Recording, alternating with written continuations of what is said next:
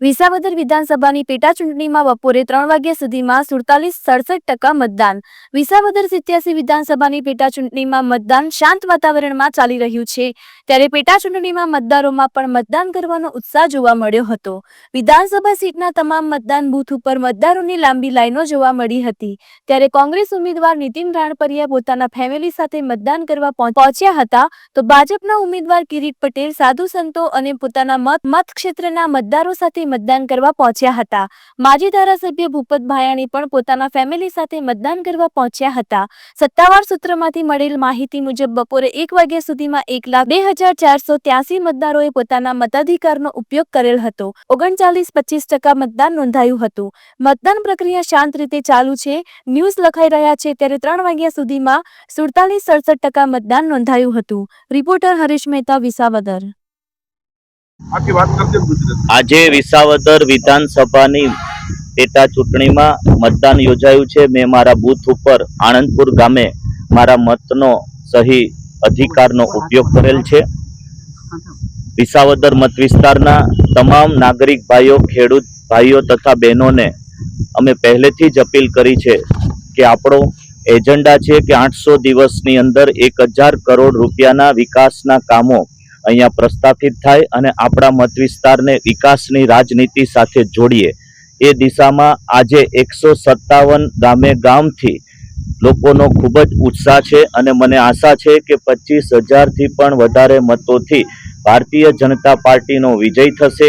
નકારાત્મક રાજનીતિ કરનારાઓને વિસાવદરના મતદાર ભાઈઓ સબક શીખવાડશે અને અમારો મત વિસ્તાર એ શાંતિપ્રિય અને ખેતી કરી અને મહેનત કરી અને કરનારા અમારા મત વિસ્તારના ભાઈઓ બહેનોમાં અમારા વિસ્તારમાં કોઈ અશાંતિ ન ફેલાવે, બહારથી આવીને એના માટેના મત આપી અને ભારતીય જનતા પાર્ટીનો જ્વલંત વિજય થવાનો છે. કિરીટભાઈ, 2012 પછી ભાજપનો અહીંયા કોઈ કરતા કોઈ પ્રતિનિધિ નહોતા, આપ પૂરા મત વિસ્તારમાં ફર્યા છો, શું આપણે પ્રતિભાવો મળ્યા?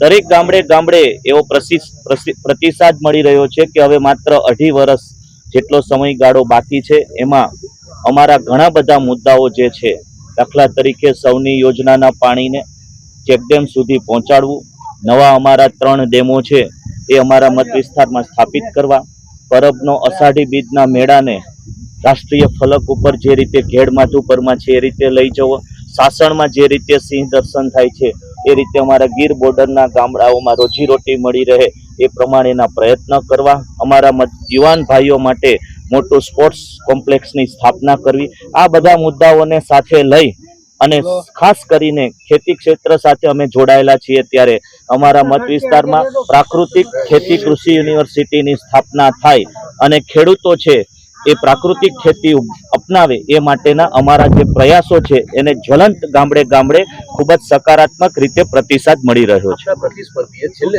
જે હાથકંડાઓ અપનાવ્યા છે તેને કઈ રીતે જુઓ છો? રાજનીતિમાં અને કોઈ પણ ચૂંટણીમાં અમારા મત વિસ્તારે આવી કોઈ ચૂંટણી જોઈ નથી કે પોતે જ પોતાના 12 જેટલા અપક્ષ ઉમેદવારો રાખે અને જે ન કરવાનું હોય એ કરે. આરોપ પ્રત્યારોપ થતા હોય, પરંતુ હદ સુધી જે નિમ્ન કક્ષાનું વાતાવરણ બહારથી આવેલા લોકોએ અહીંયા જે પ્રસ્થાપિત કર્યું છે એને અમારા મતદાર ભાઈઓ બોલીને નહીં પરંતુ મતપેટીમાં જવાબ આપશે. Okay, thank you.